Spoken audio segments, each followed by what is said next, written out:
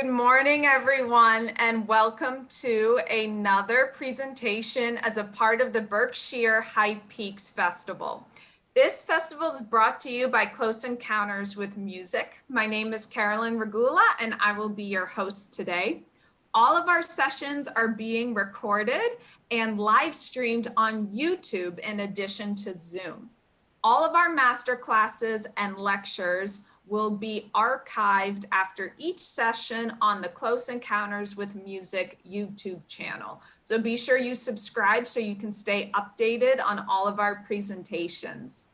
Please consider supporting Close Encounters with Music and our ongoing festival.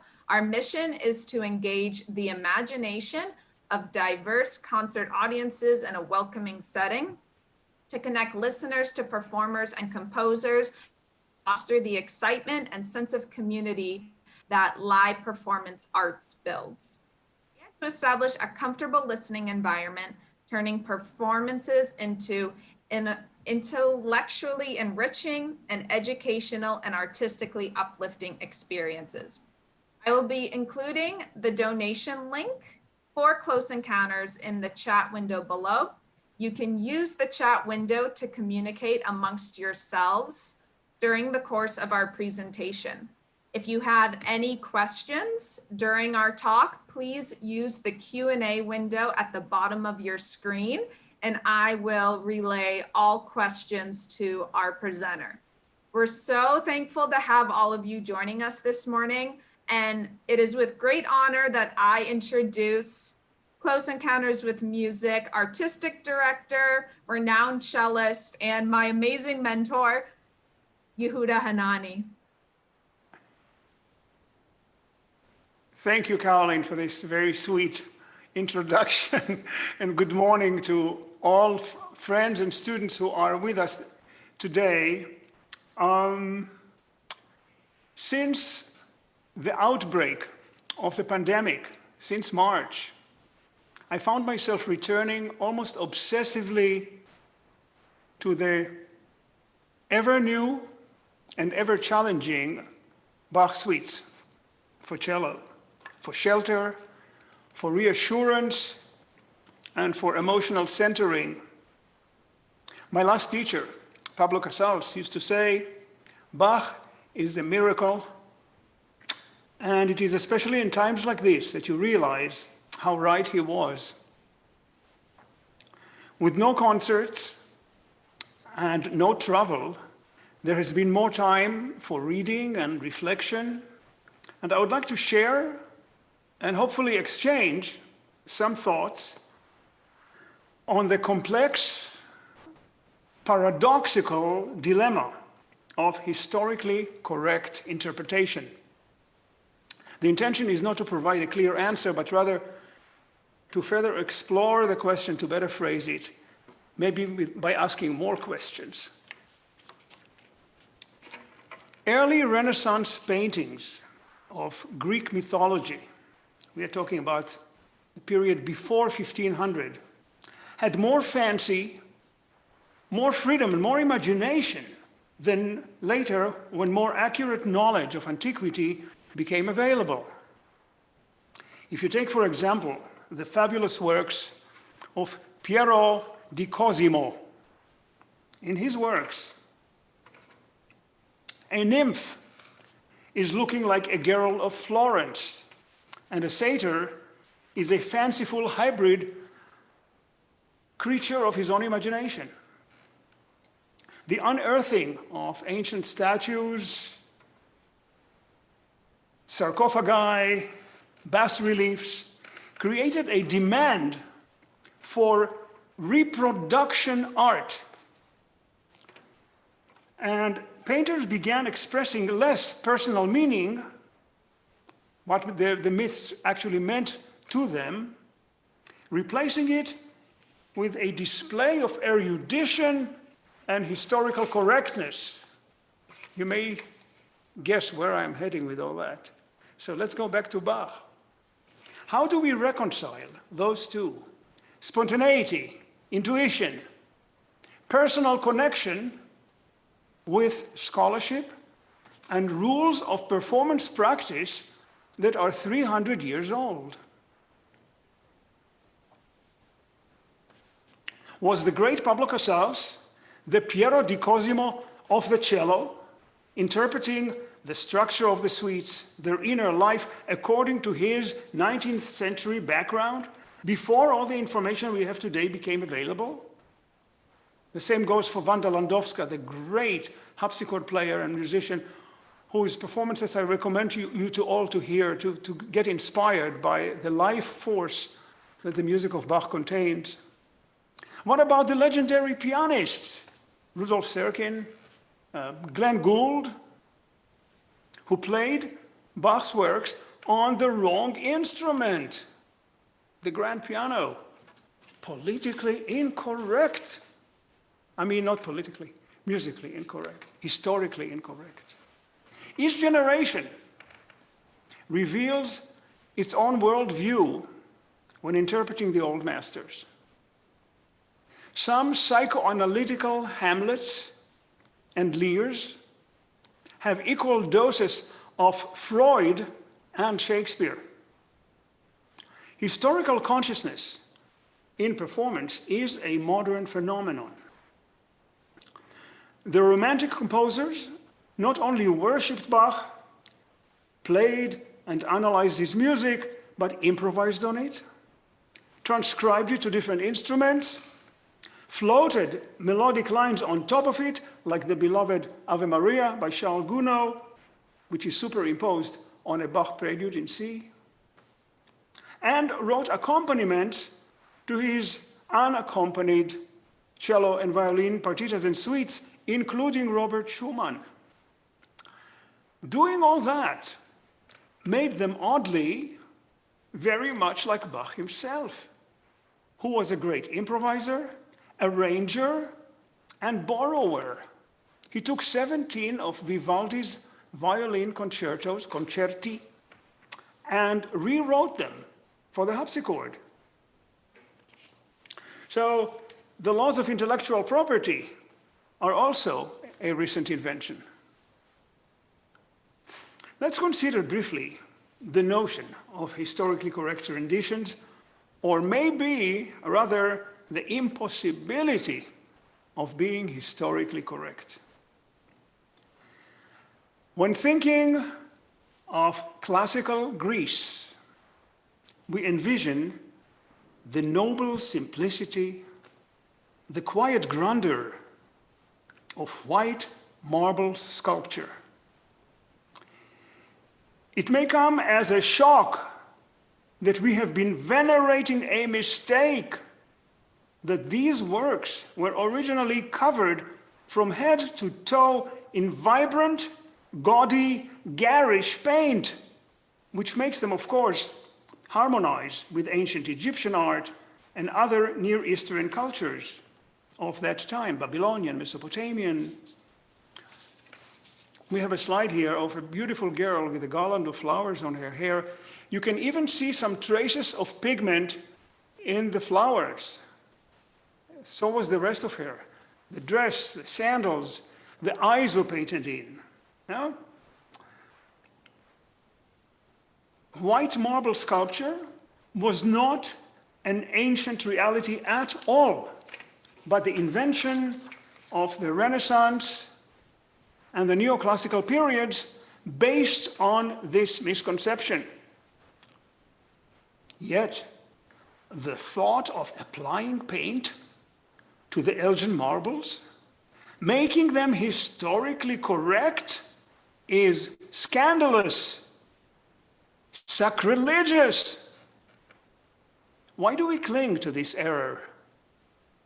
Is it the majesty of Michelangelo's work, or our wish to distance the foundation of our Western civilization from its historical Levantine Gestalt background? The saraband, which appears in every one of the cello suites and in numerous other Bach's works, started out as a lavish and lascivious hot-blooded Iberian dance, sung to obscene words with dancers striking indecent poses, simulating, quote, the last fulfillment of love, as a discreet historian puts it. It was more or less like the tango, or even more so, like the lambada of the day. By the time it appears in Bach's music, it has turned into the spiritual center of the suite, serene, dignified, and noble, like the gleaming white marbles after shedding their vulgar colors. What a transformation. Was Bach himself historically incorrect? Let's go back to architecture.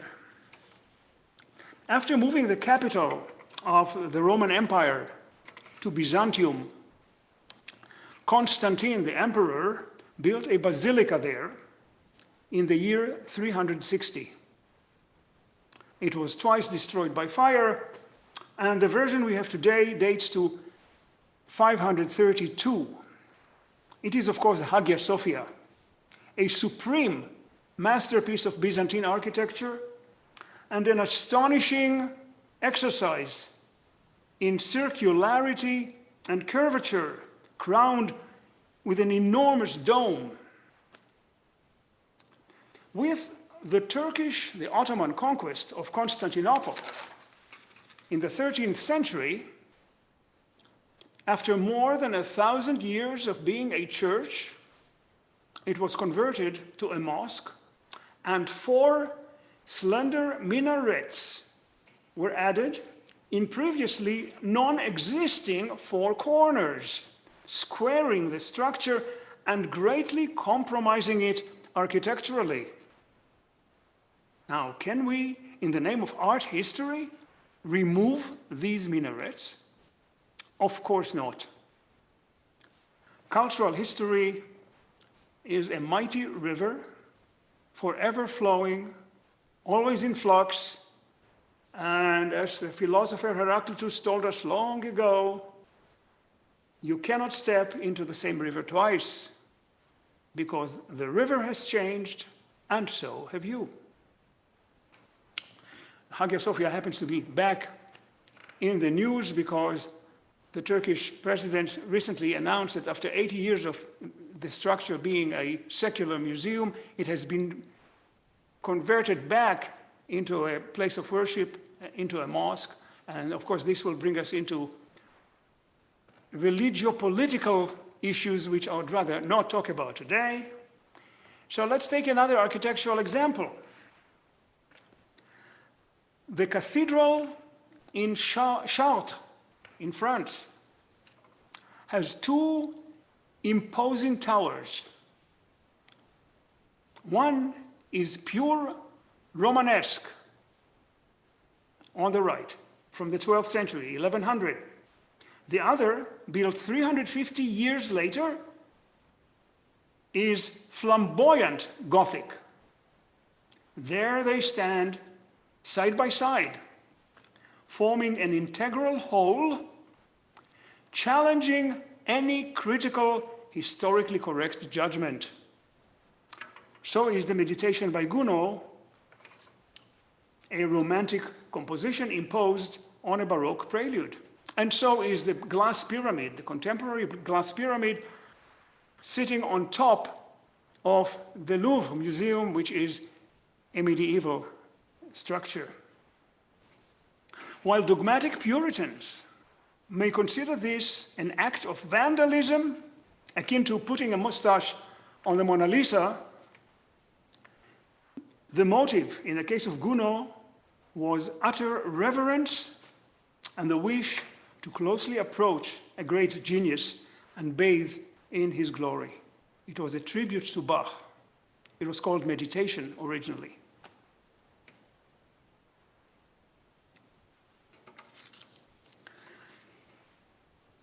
The Sistine Chapel had originally a serene Renaissance interior with arched windows all around. You can see them on the left, you can see them on the right. They are also behind us. And you can see the two curves in the end wall where the windows used to be on top of Michelangelo's work. In order to paint the Last Judgment, Michelangelo blocked up the windows in the end wall, destroying the continuity of the fenestration, and much worse, obliterating two Perugino frescoes. Is our judgment of what would normally be considered vandalism colored by the dazzling work of a sublime artist?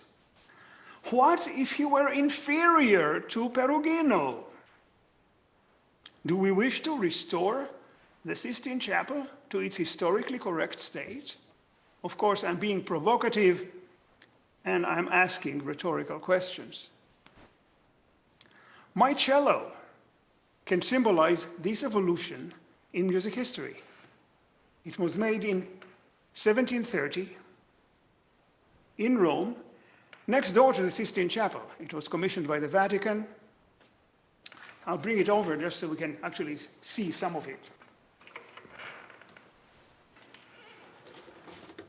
The body remains the same from 1730.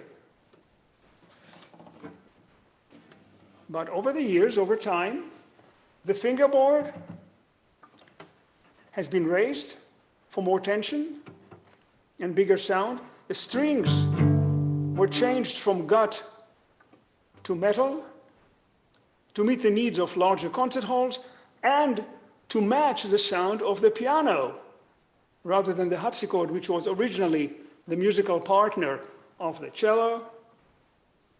An end pin was added at the bottom for stability and for the ability to play, facilitating playing in the higher positions. And the bow, which started out curved like a hunting bow, was reshaped entirely to allow more pressure at the tip.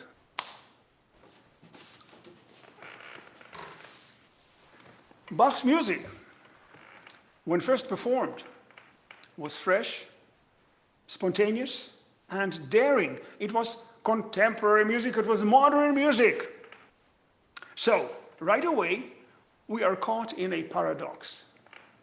We could either push it back in time and apply a faux 300-year-old patina of antiquity on it, or recapture its freshness, its immediacy, its relevance by reaching for the timeless element, using today's voice for today's ears. Of course, with erudition, with the knowledge, with the scholarship that's available to us, proclaiming the composer is long dead, but his music lives on. Let's assume that we were successful in the challenge of replication, in the pursuit of historical authentication, a perfect Baroque recreation, gut strings, Baroque bow, harpsichord, candlelight, wigs, no deodorant for a few months, and bed bugs in your mattresses.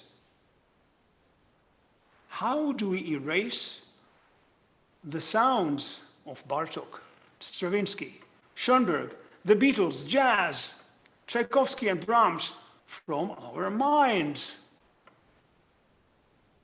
Arturo Toscanini, the amazing conductor, was extreme.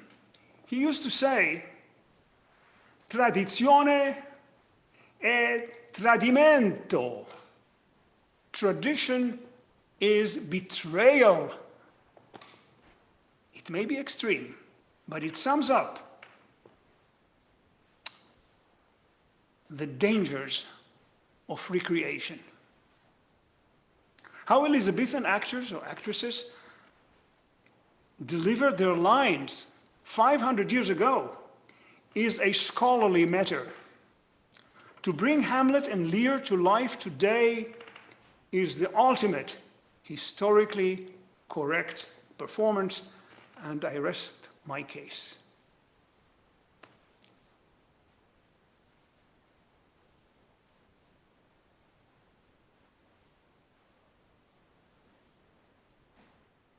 Thank you so much, Mr. Hanani.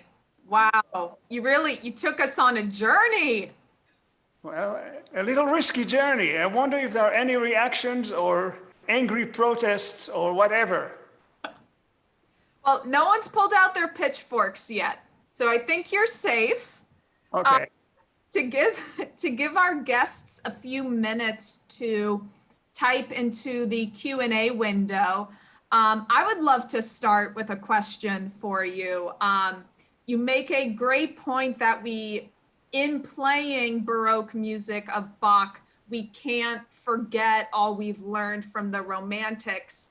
And considering all of the evolution we've had with music, how come even in 2020, why do you think some purists still exist that insist on no vibrato ever in Bach? Why do you think that is still persisting in 2020? Well, there is always the wish to be authentic. It's an appealing, attractive aim to try to get back to what the composer was really doing, was trying to do. But for that we need the audience the composer had. The minute you change the audience, whatever you deliver is going to be artificial, because that's not, if you walk out of the subway in Manhattan and walk into a concert hall, and you hear a piece played on the harpsichord with people playing with no vibrato, there's going to be a conflict between the reality of your day and what you hear in the concert hall. This conflict did not exist for Baroque audiences. So it's really an impossibility unless you steep yourself in this.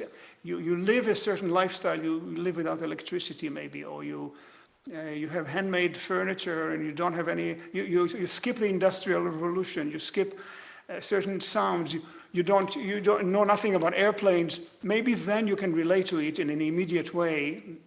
Otherwise, it always requires a certain, you have to enter into a time machine and take a trip back. So if you're willing to make this trip, it may work.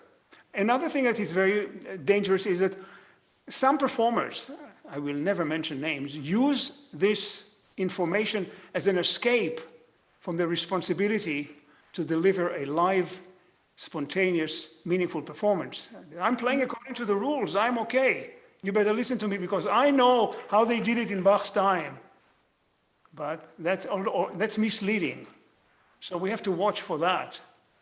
And I'd rather hear someone who plays without the understanding of the historical background and understands rather the inner life of the music, the structure, the harmonic. See, certain things will never change. Gut strings change to metal and the harpsichord changed to piano, but dominant seventh going to tonic is still there.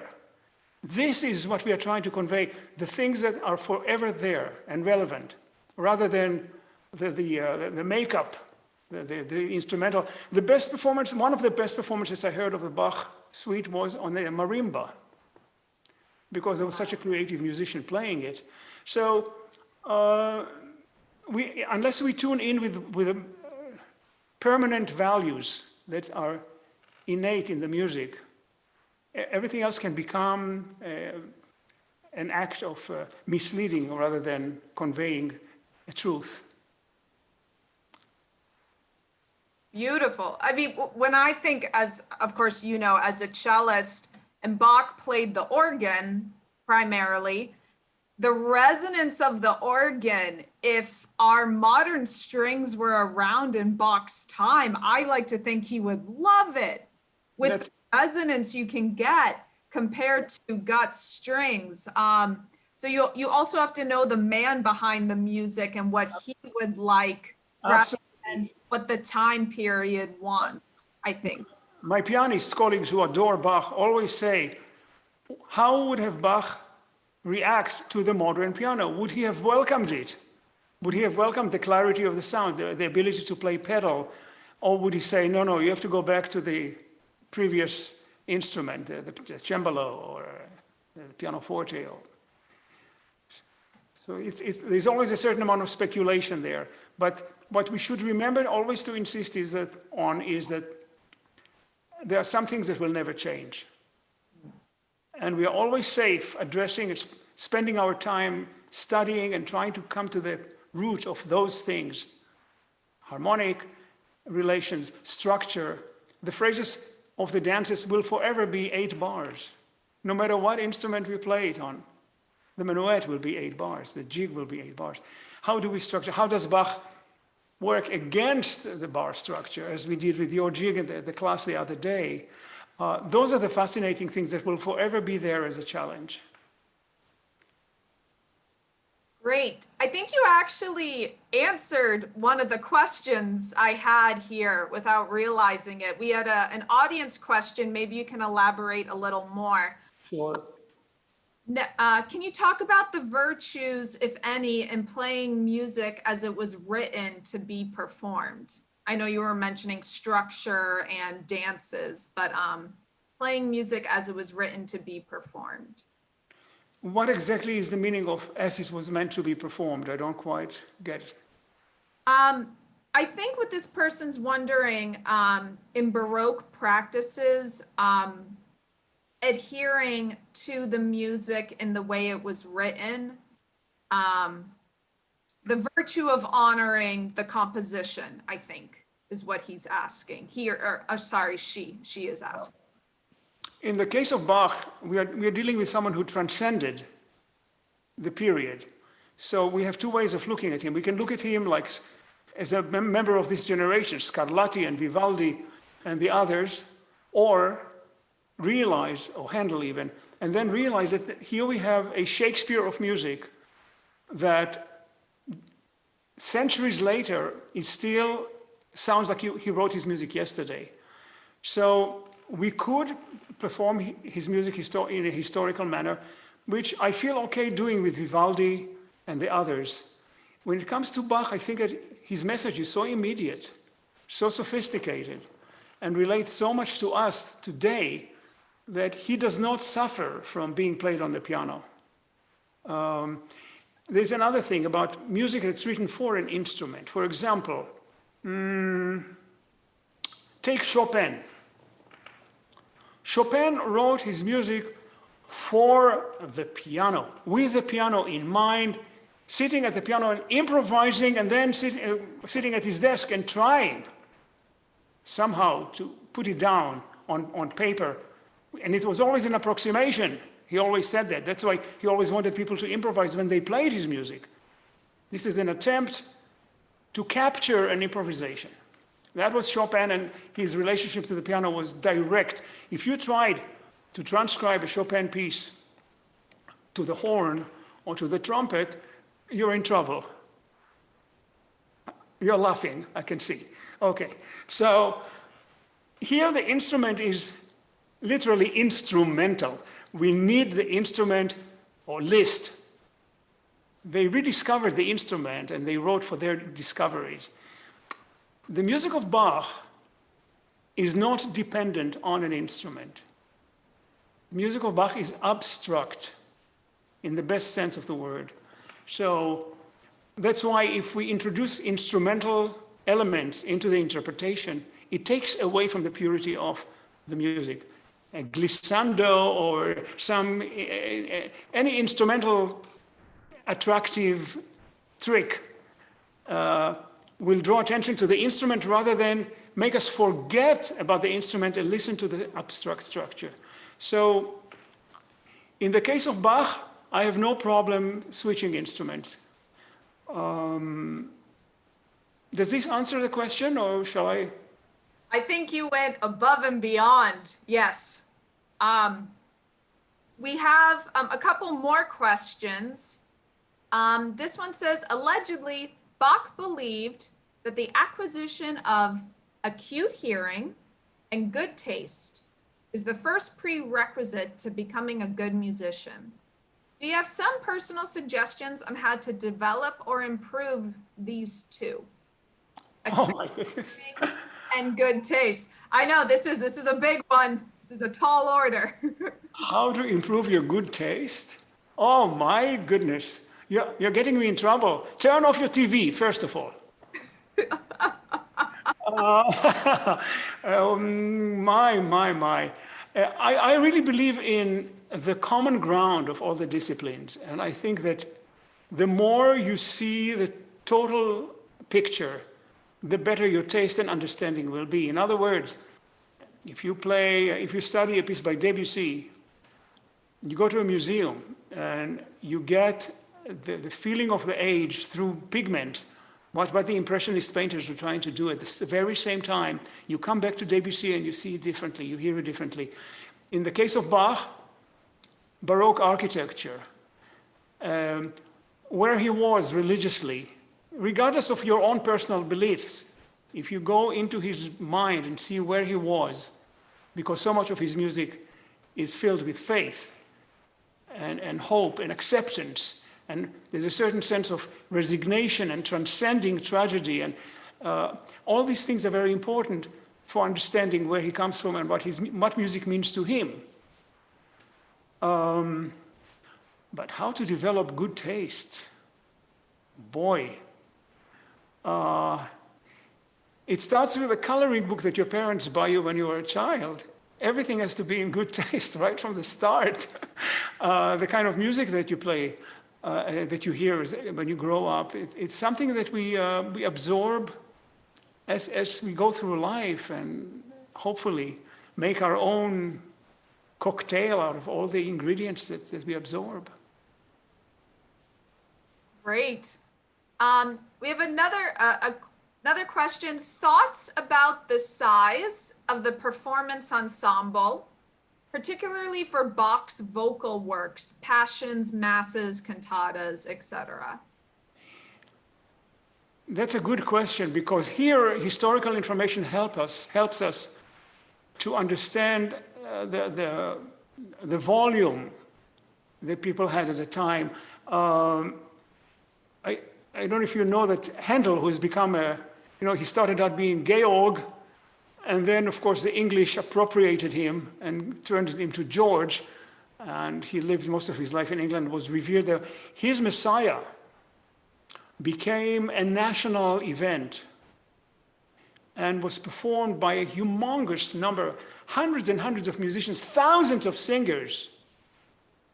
It was an extravaganza of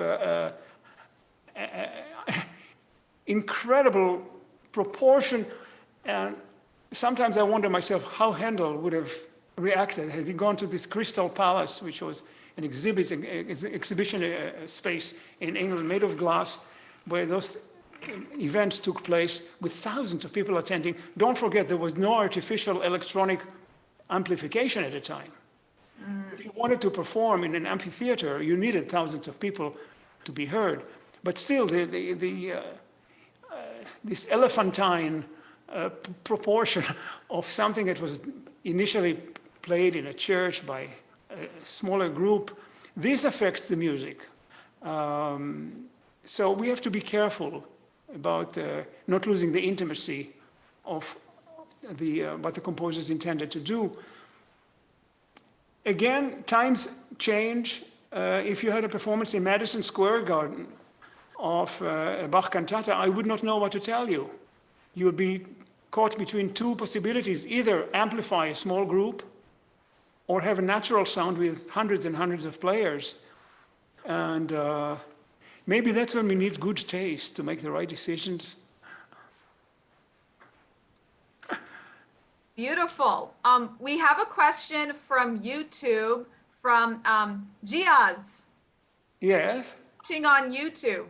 And he wants to know, hi, Mr. Hanani, great presentation.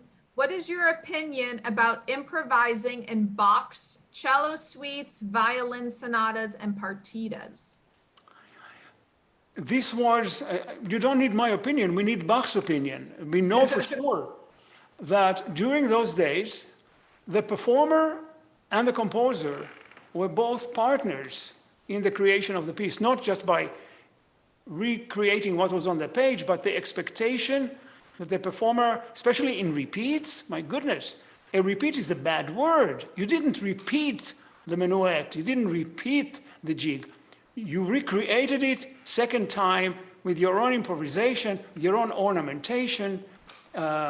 So I would say by all means, and here again, we need historic information. We need knowledge of what ornamentation is appropriate, where to place it, where not to place it, because when you ornament something, it's like, if you put too much makeup on a girl who is already pretty enough, you're not helping her, you're hindering.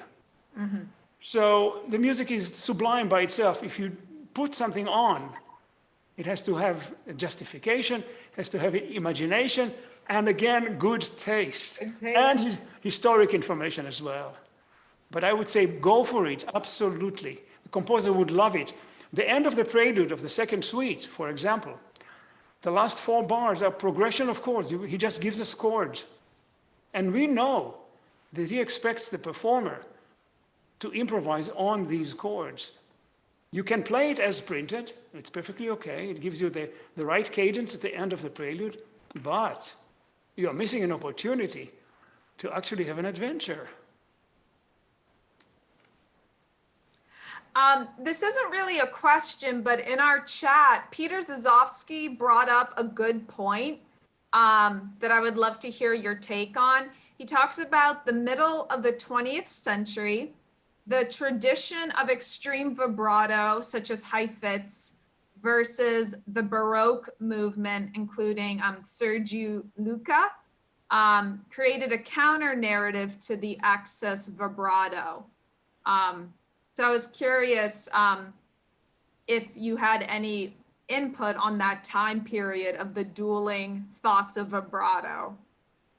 We had our Baroque specialist a few days ago talking about the historical, giving us a lot of fascinating historical information. Kivi was here, and he talked about vibrato during Baroque period. We know it existed. We know that Baroque period lasted for 160 years, which is a long, long period, and styles changed within the Baroque style. And different countries had different traditions.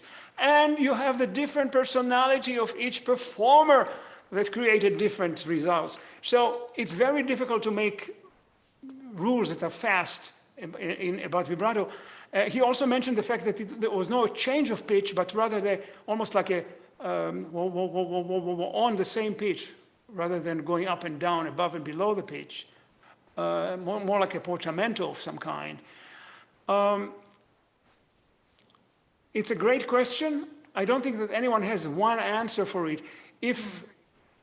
I think that, again, it's almost like deciding what dress fits what person. If the music is very ethereal, very peaceful, I would not enrich it too much with sort of Russian style 20th century violin vibrato. It would be against the music. We have to listen to the music and make every decision not based so much on historic, but rather on the nature, what's innate in the music. I always would start from the music itself. Great. We have a question from Wayne Foster Smith. What is your reaction to the studies that find amazing correspondences between such works as the G minor violin sonata and the words of the credo? Could Bach really have planned it with the text in mind? Those are all very interesting studies. People treat the music of Bach almost like it's a sacred text. And when a text of any kind reaches this level of veneration, there is a tendency to read a lot of things into it. The same thing happens to the Divine Comedy by Dante. It has been elevated into a sacred text, and people find all sorts of secrets and relationships and connections. It may be there, it may not be there. I don't know. I know people do that with the Bible a lot, taking chapters from different books and counting the numbers of the words and numerical values. And I'm not the authority to answer Wayne's question. I know he's fascinated by it.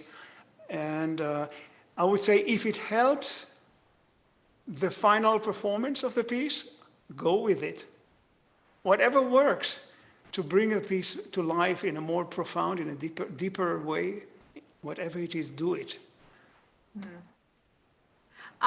Someone was curious about something you mentioned in your presentation about the theme of historical practices and how people sort of broke the rules in certain situations. Someone asked, could you elaborate on your last example about performing the plays of Shakespeare or other earlier dramas? Well, we know that in Shakespeare's time, the text was recited extremely fast, much, much faster than we today. We know that women's roles were played by men. We know that people in the audience interrupted the performance, shouted, threw things. It was a very rowdy experience. Do we want to make this a historical reproduction and actually repeat all that today? I'm asking another rhetorical question. So we're all very choosy and very selective when it comes to being historically correct. We slow down the speech. The actors are of two genders. A woman is played by a woman. And we don't interrupt from the audience. If we did that, the police will be there to take us out of the room.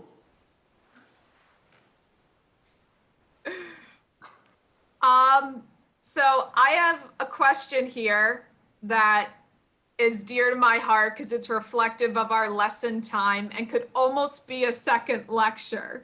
So I'm about to ask a big one. Okay. Do you have any advice on helping students find their own voice when playing Bach? Okay. So first, get away from your instrument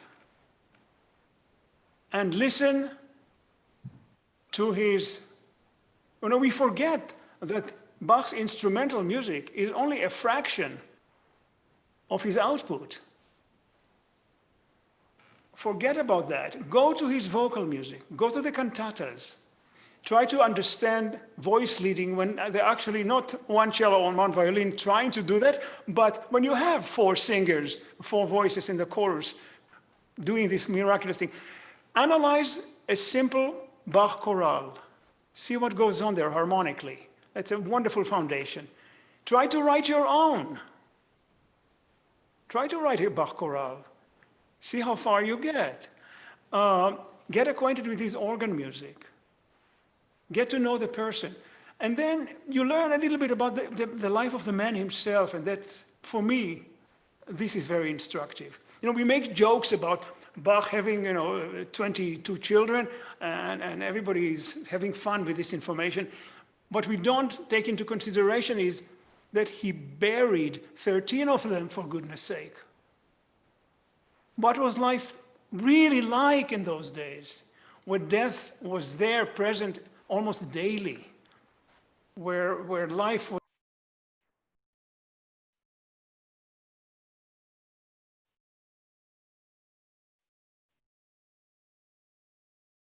Oh, hold on one moment.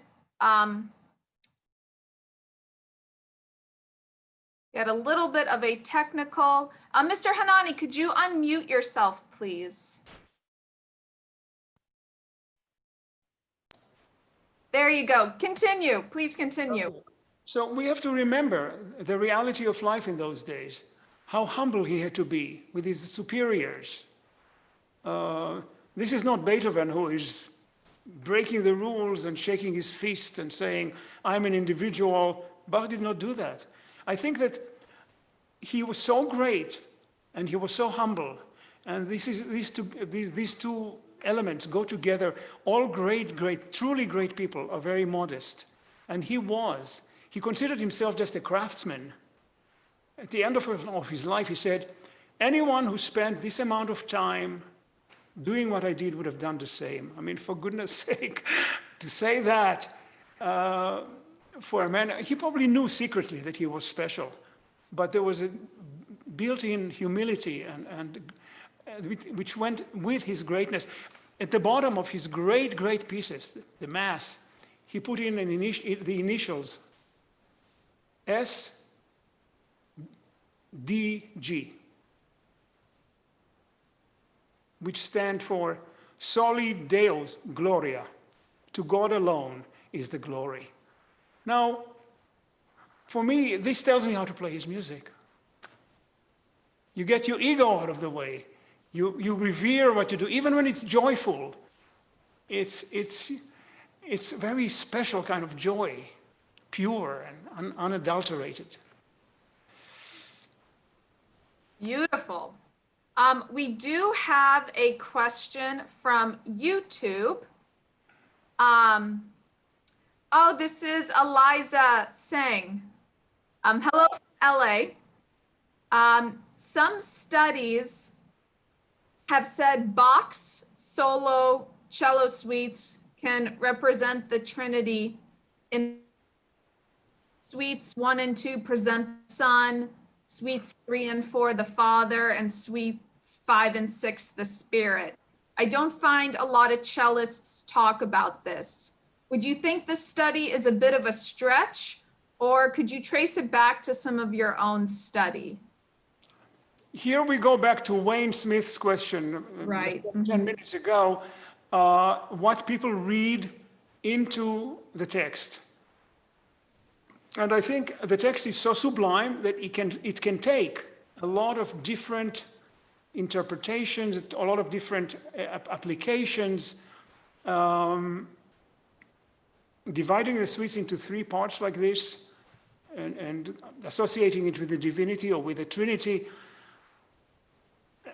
It's fine. I think it's a personal thing. I don't think that it's a scholarly thing that can be proven scientifically or textually.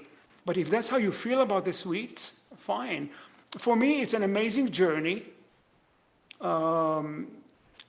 starting with the very basic elements of music making and becoming more and more profound, more adventurous, more daring, and reaching the Sixth Suite as a spiritual triumph, a little bit like Beethoven in a way, coming out of number 5, which is really music from the passion, music from the depth, and then out of it emerges the Sixth Suite with trumpet calls, with celebration, with spiritual victory.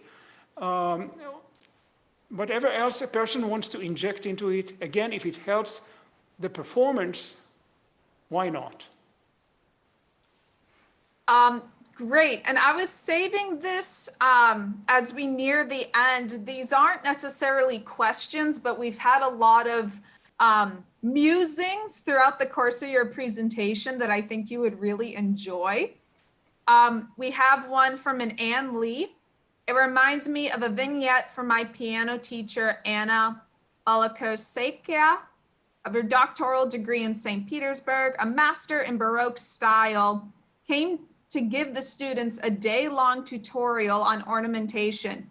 In the end, he said, now forget everything I just told you and just make music. That's a very good point. Arthur Rubinstein once told me, the great pianist, told me in his sort of funny kind of Russian accent, said, the problem with you young people is that you practice and you practice and you practice, and then you go on the stage and you practice. So at a certain point, you have to shed all the information and all the preparation and all decisions and just let the music take over. No question. The teacher was right. Hans Herberger said, in my opinion, the permanence of Bach's music is in its structure. It's almost mathematical. I think this will survive all adaptations. That's a very beautiful observation. If you consider mathematics a humanistic, emotional thing, I agree. Otherwise, I would add that it's a combination of science, mathematics, and spirit. But this is absolutely true. Those are the things that are there forever to stay, regardless of the instrument, regardless of period, regardless of vibrato or no vibrato, etc., etc.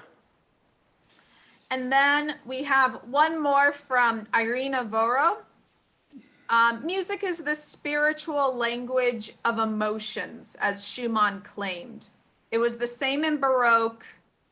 She says the most emotional period in music. The goal of the performer has always been to find and express an emotional story decoded by the composer in notes. Bach himself would violate a lot of theory rules because it was apparently important to him to bring forward the emotional value of music. And she also includes a quote by Mahler, "What is best in music is not to be found in the notes." Beautiful. It brings another thought to my mind.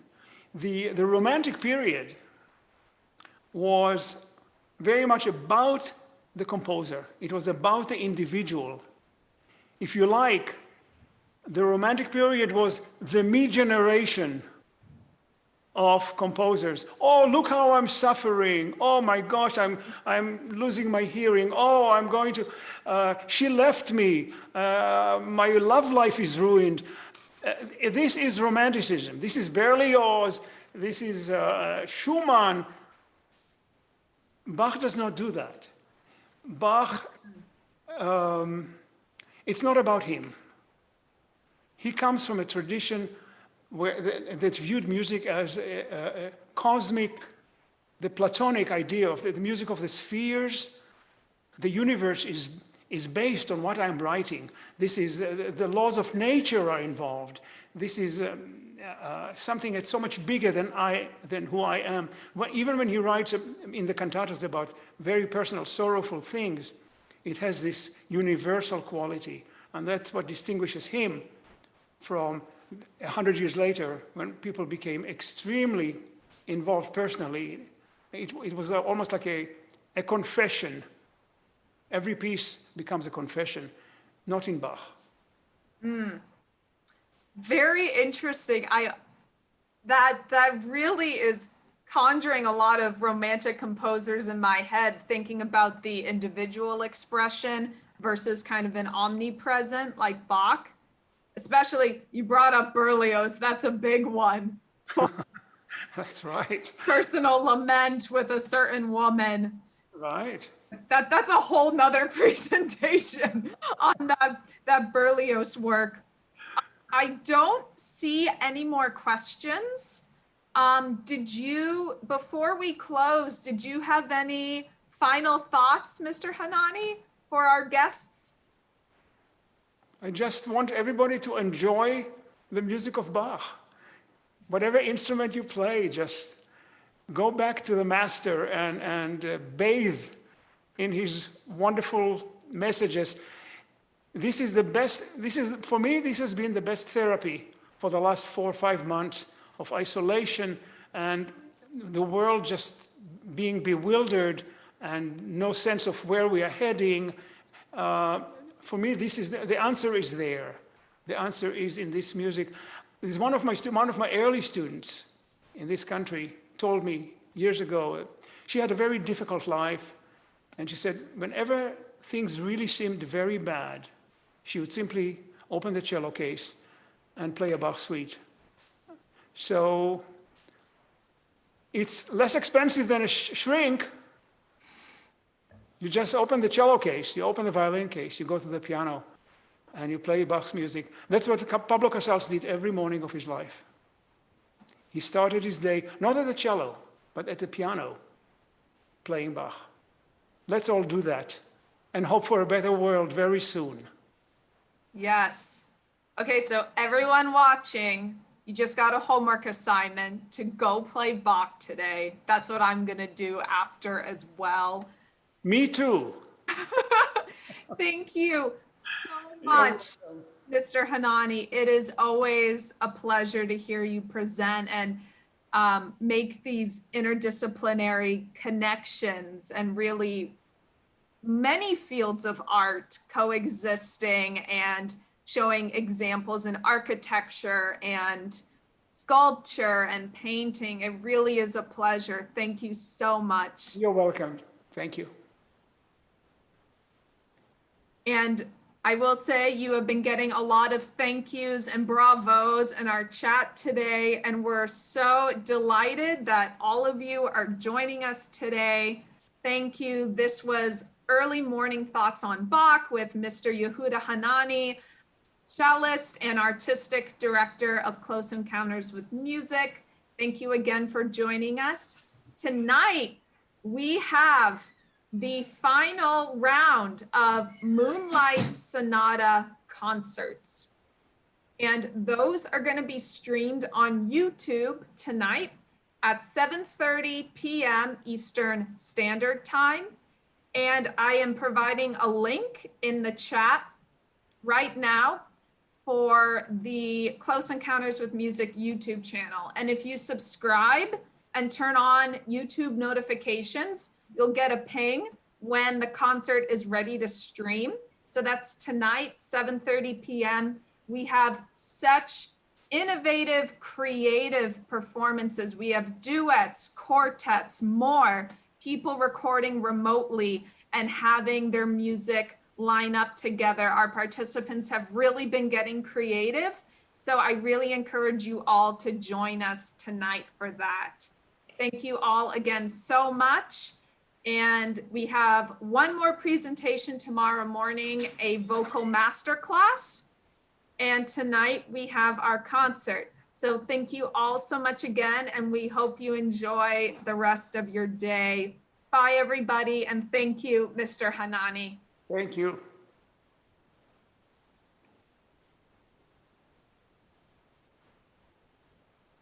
Thank you.